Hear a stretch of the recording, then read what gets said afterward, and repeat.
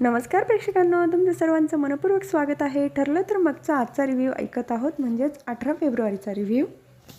प्रतिमा आत्या सुभेदारांच्या घरी आलेले असतात तेव्हा कल्पना काकू म्हणतात, बरं झालं प्रतिमा तू आली, म्हणजे अस्मिताला पण छान वाटेल. त्यांना कॉफी देतात आणि अस्मिताला दूध देतात. हे दूध पिऊन घे म्हणजे तुला बरं वाटेल. तेव्हा अस्मिता म्हणते, मम्मा मला दूध नको आहे, माझी कसलीच इच्छा होत नाही, सारखं सारखं तेच आठवतं आहे. ती उशी, ते मांस डोक्यातनं जातच नाही. तेव्हा प्रताप काका म्हणतात, अस्मिता जर दूध पिणार नसेल ना तर मला पण नाश्ता करायचा नाही आहे आणि जेवायचं पण नाही. अस्मिता म्हणते, हे काय डॅडा. तेव्हा प्रतिमा आत्या पण म्हणतात, बरोबर आहे, आम्ही पण जेवणार नाही किंवा कॉफी पण नाही घेणार. तू दूध घेतेस का, तर मी कॉफी घेते. तर अस्मिता मनातच विचार करत असते, सचिनला कॉल करू का काल जे घडलं ते सांगायला, तेवढंच मला थोडा धीर येईल. त्याच वेळेला तिथे अर्जुन, सायली आणि चैतन्य येतात. तर कल्पना काकू म्हणतात, काय रे, कुठे मारामारी करून आलात. अर्जुन म्हणतो, हो मारामारीच केली यांनी. कल्पना काकू सोप्यावर बसवतात आणि विचारतात, काय झालं. तेव्हा सायली म्हणते, नागराज काकाला ज्यांनी ट्रक पुरवला त्याच्या घरी गेलो होतो आम्ही. तेव्हा चैतन्य सगळी घडलेली हकीकत सांगतो. ते आपल्याला ऐकवलं नाही, फक्त दाखवलं आहे. तेव्हा प्रताप काका म्हणतात, तुम्ही नक्की बरे आहात ना. सायली, चैतन्य दोघं पण हो म्हणतात. कल्पना काकू म्हणतात, देवयाईची कृपा म्हणून तुम्ही सुखरूप आहात. तर अस्मिता खूप बडबड करते सायलीला, सायली तू सुद्धा अर्जुनच्या भूमिकेत शिरून अर्जुनसारखी रिस्क घ्यायला लागली आहे. तेव्हा सायली म्हणते, अहो अस्मिता ताई, आम्ही फक्त त्याच्या घरावर लक्ष ठेवून होतो आणि तो असं आमच्यावर हल्ला करेल अशी कल्पना पण नव्हती. तेव्हा कल्पना काकू म्हणतात, अर्जुन सायलीचा फोन आला होता का तुला, म्हणून तू इतकं घाईने निघून गेला. सायली म्हणते, मी तर काही फोन केला नाही. चैतन्य भाऊजी तुम्ही फोन केला होता का. चैतन्य पण नाही म्हणतो. तेव्हा प्रताप काका म्हणतात, अरे अर्जुन, या दोघांनी पण फोन केला नाही, मग तुला कसं काय समजलं. तेव्हा अर्जुन म्हणतो, मला जाणवत होतं की सायलीला माझ्या मदतीची गरज आहे, म्हणून मी लगेच निघालो. तेव्हा चैतन्य म्हणतो, तुला तुझ्या मनाने फोन केला होता, अच्छा. प्रताप काका म्हणतात, बघितलंस ना अर्जुन, जेव्हा तू घराबाहेर असतो तेव्हा सायलीला पण तुझ्याबद्दल अशीच काळजी वाटते. चैतन्य अर्जुनने सायलीला प्रॉमिस केल्याबद्दलचं सांगतो. तेव्हा प्रतिमा आत्या म्हणतात, तुमच्या या प्रेमाला कोणाची दृष्ट नको लागायला. तर दुसरीकडे प्रिया पळत येते आणि नागराज काकांना फोन करते. रमेशला पोलीस पकडून घेऊन गेले. नागराज काका म्हणतात, काय बोलते तू. चैतन्य आणि सायली दोघांनी शोधून काढलं साईड मॅनेजरला. मैपत शिकरे पण उठून उभे राहतात. प्रिया सगळी घडलेली हकीकत सांगते. ते नागराज काका म्हणतात, या रमेशने जर तोंड उघडलं ना मी तर मेलो. तेव्हा मैपत शिकरे म्हणतात, अरे फक्त तूच नाही मरणार, मी सुद्धा मरेल. तेव्हा प्रिया नागराज काकांना सांगते, मी तुम्हाला एवढंच सांगायला फोन केला होता की आता आपण मेलो. फोन ठेवून देते. तर दुसरीकडे चैतन्य म्हणतो, वहिनी तुम्ही आता आराम करा, मी निघतो. तेव्हा सायली म्हणते, नाही चैतन्य भाऊजी, आपल्याला पोलीस स्टेशनला जावं लागेल ना. साईड मॅनेजरची चौकशी कुठपर्यंत आली ते पण बघावं लागेल, आणि शिवाय अस्मिता ताईंवर जो हल्ला झाला त्याची कंप्लेंट तर आपण केली आहे, त्याबद्दलही बघावं लागेल ना. तेव्हा अर्जुन म्हणतो, हो चल मी पण येतो. ते निघणार तितक्यात प्रिया तिथे येते आणि ती म्हणते, अर्जुन आता तू पण सायलीसारखंच करशील का, घरातली कामं अर्धवट ठेवायची आणि भटकायचं. तेव्हा प्रताप काका म्हणतात, कल्पना चैतन्याला गरम पाणी करून दे, अंग दुखत असेल त्याचं. तेव्हा कल्पना काकू हो म्हणतात. प्रिया मनातच म्हणते, यांना काही फरकच पडत नाही, मी काही जरी बोलली तरी अदृश्य असल्यासारखे करतात. तिथून निघून जाते. सायली अर्जुन पण पोलीस स्टेशनमध्ये यायला निघतात. तर प्रतिमा आत्या अस्मिताला तिच्या रूममध्ये घेऊन जाते आणि आता जास्त काळजी करू नको, बाळासाठी चांगलं नसतं. तर त्या तिथून निघून जाता. नंतर अस्मिता सचिनला फोन करण्याचा विचार करते. तर दुसरीकडे सचिन साक्षीची पर्स चेक करत असतो पैसे काढण्यासाठी. तर त्यामध्ये त्याला चाकू सापडतो. तेव्हा तो विचार करतो, सॅमच्या पर्समध्ये चाकू का असेल. त्याच वेळेला अस्मिताचा फोन येतो त्याला. सचिनचं नाटक चालू होऊन जातं. अस्मी, आय एम सो हॅपी, तू स्वतःहून मला फोन केला. अस्मिता म्हणते, ऐकून घे, काहीतरी हॉरेबल घडलंय म्हणून मी फोन केला आहे. सचिन म्हणतो, काय झालं नेमकं. तेव्हा अस्मिता म्हणते, काल एक बाई माझ्या रूममध्ये शिरली होती.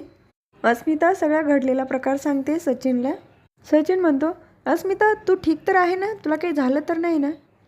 अस्मिता म्हणते, मी खूप घाबरली होती, सायलीने तिला पकडलं होतं पण ती तिच्या हातातनं सुटली. तेव्हा लक्षात आलं की ती बाई होती. फोन ठेवल्यानंतर सचिनच्या लक्षात येतं की सॅम तर नसेल ना. तर दुसरीकडे अर्जुन आणि सायली पोलीस स्टेशनला आलेले असतात. इन्स्पेक्टर सावंतांना विचारतात, रमेशने काही तोंड उघडलं तेव्हा इन्स्पेक्टर सावंत म्हणतात, अजून तर त्यांनी काही तोंड उघडलं नाही, पण आम्ही आमच्या पद्धतीने त्याच्याकडून सगळं वधवून घेऊ. सायली म्हणते, त्यांनी जर तोंड उघडलं ना तर आपल्याकडे खूप मोठा पुरावा हाती लागेल नागराज काकांच्या विरोधातला. तर नागराज काका कान लावून ऐकत असतात. तेव्हाच महिपत शिकरे त्यांना म्हणतात, काय रे नाग्या, काय ऐकू राहिला कान लावून? तुझी आधीच पुंगी वाजली आहे, पोलिसांचं ऐकून काय होणार रे नाग्या? तेव्हा नागराज काका म्हणतात, सायली आली वाटते इथे, तिचा आवाज येतोय मला, आणि तो अर्जुन पण आहे तिच्यासोबत. तिथे ते हवालदार असतात, त्यांना नागराज काका बोलवतात आणि म्हणतात, तिकडे जे चालले ते ऐकायचं आणि मला नंतर सांगायचं. हा हवालदार तोच असतो ज्याने प्रियाकडनं पैसे घेऊन मोबाईल दिला होता नागराज काकांना. तो हवालदार सायली अर्जुनचं थोडं अंतरावर उभं राहून यांच्या गप्पा ऐकत असतो.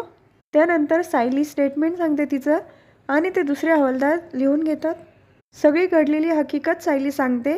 ते आपल्याला काही ऐकवलं नाही, फक्त दाखवलं आहे.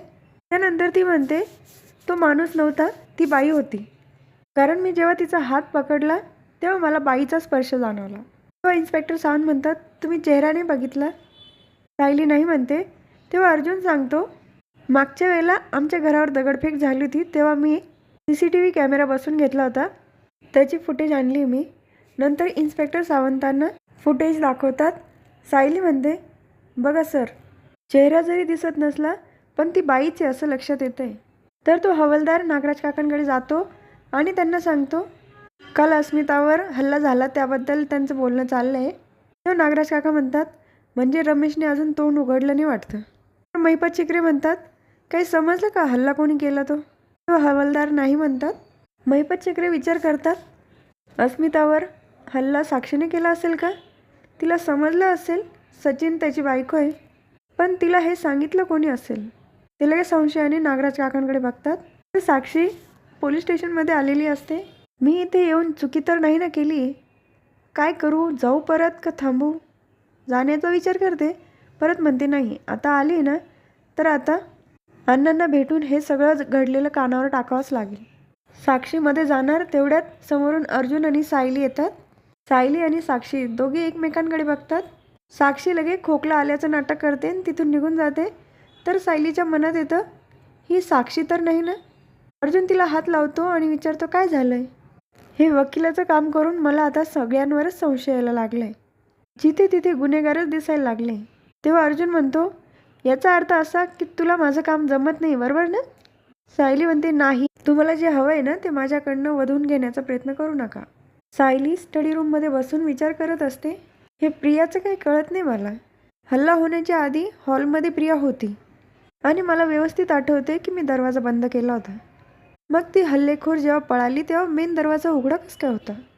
प्रियाने मदत केली असेल का त्या हल्लेखोराला? प्रिया वाटेल ते करू शकते. त्याच वेळेला प्रिया समोरून जाते. सायली प्रियाला विचारते, काल हॉलमध्ये तुला शेवटी बघितलं होतं मी. तेव्हा प्रिया म्हणते, तुला काय म्हणायचं आहे? मी दरवाजा उघडा ठेवला? मी अस्मिताला मारण्याचा प्रयत्न केला? जरा बोलताना ना विचार करत जा. तेव्हा सायली म्हणते, मला सांगू नको तू कुठल्याही थराला जाऊ शकते, आणि तुझा फोन दाखव. प्रिया म्हणते, मी कशाला माझा फोन देऊ? माझा फोन मी कोणाला दाखवत नाही. तेव्हा सायली म्हणते, तू आत्ता मला दाखव, नाहीतर उद्या पोलीस बघतील, मग तेव्हा तर तुला दाखवावंच लागेल ना. प्रिया फोन देते. सायली बघते पण त्यात काही तिला सापडत नाही. फोन रिटर्न देऊन टाकते आणि तिथून निघून जाते. तेव्हा प्रिया मनातच विचार करते, बरं झालं मी साक्षीबरोबरचे सगळे कॉन्टॅक्ट डिलीट केले, नाहीतर आज पकडली गेली असती. त्यानंतर ती साक्षीला फोन करते आणि तिला सांगते, माझ्यावर मेहरबानी कर आणि परत सायलीच्या समोर येऊ नको, नाहीतर जेलमध्ये जावं लागेल तुला. आता माझ्या घरच्यांना माझ्यावर संशय यायला लागला आहे, म्हणून तू प्लीज असं काही करू नको आता. तर दुसरीकडे नागराज काका महिपत शिकरेंना म्हणत असतात, कोणी केला असेल रे हल्ला? आणि तो हल्ला करणारा किती बिंडोक म्हणता येईल? अर्जुन सुभेदारच्या घरात घुसून त्याच्या बहिणीवर हल्ला केला म्हणजे आता अर्जुन सुभेदार काही सोडत नाही. पाताळात जरी लपला ना तर तिथून खोदून काढेल. महिपत शिकरे म्हणतात, ए नाग्या, आपल्याला काय करायचं आहे? तू तुझं पाय ना. त्या रम्याने जर तोंड उघडलं ना तर तुझी तर वाट लागेल. मला तर माझ्या मुलीची शपथ घालून गप केलं आहे तू, बाकीच्यांचं काय करशील नाग्या? तर इकडे सुभेदारांच्या घरी छान डेकोरेशन चालू असतं, कारण अर्जुन आणि सायलीच्या लग्नाची ॲनिव्हर्सरी असते. अस्मिता कल्पना काकूंना आवाज देत राहते, मम्मा झाला का केक? आणि हो, त्याच्यावर हॅप्पी ॲनिव्हर्सरी अर्जुन आणि सायली मी लिहिणार. कल्पना काकू केक घेऊन येतात. त्यावर अस्मिता नाव लिहिते अर्जुन आणि सायली. कल्पना काकू म्हणतात, किती छान नाव लिहिलं आहे गं अर्जुन आणि सायली. दुसरीकडे प्रताप काका आणि रविराज काका तेही फुलांचे डेकोरेशन करत राहतात. सगळीकडे छान लाइटिंग लावलेली असते आणि वरून हे सगळं अर्जुन सायली बघत असतात आणि ते दोघं जुन्या आठवणींमध्ये मग्न झालेले असतात. त्याच वेळेला तिथे चैतन्य येतो आणि त्याचं लक्ष जातं दोघांकडे. ओ मिस्टर अँड मिसेस सुभेदार. तर अर्जुन सायली दोघेही खाली बघतात. तेव्हा बाकीचे सगळेच त्यांना हसत असतात. तर हा भाग इथेच संपतो. पुढील भागात बघायला मिळतं की अर्जुन सायलीला म्हणतो, माझं चुकलं मिसेस सायली. दिवस रात्र घर, किचन, घरातली माणसं सगळ्यांना बांधून ठेवतात. तर सायली म्हणते, मी पण तुमच्यावर किती चिडायचे. उशिरा येतात, मीटिंग, फोन. पण आज कळतंय, उंबरट्याच्या आत घर नांदतं आणि उंबरट्याच्या बाहेर कर्तृत्व गाजतं. तर अर्जुन म्हणतो, एक बाजू सांभाळली तरच दुसरी बाजू बॅलन्स होते. तर हा भाग इथेच संपतो. उद्या पुन्हा भेटूया ठरलं तर मगच्या पुढच्या रिव्ह्यूमध्ये. तुम्हाला माझा आजचा रिव्ह्यू आवडला असेल तर माझ्या व्हिडिओला लाईक करा, शेअर करा, सबस्क्राईब करा, बेल आयकॉन दाबायला विसरू नका. Tata bye and take care.